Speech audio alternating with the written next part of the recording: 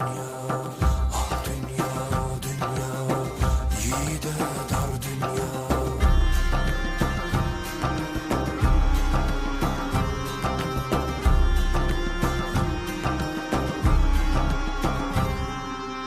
Köprü kurmuş milyonların kalbiyle, destan olmuş onun adı dillerde. Yolundan şaşmadı hiçbir an bile, aşkıyla milletinin gönlünde.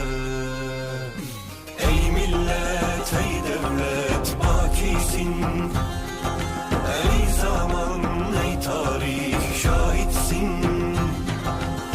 Tanır onu bundan sonra her doğan, onun adı Recep Tayyip Erdoğan.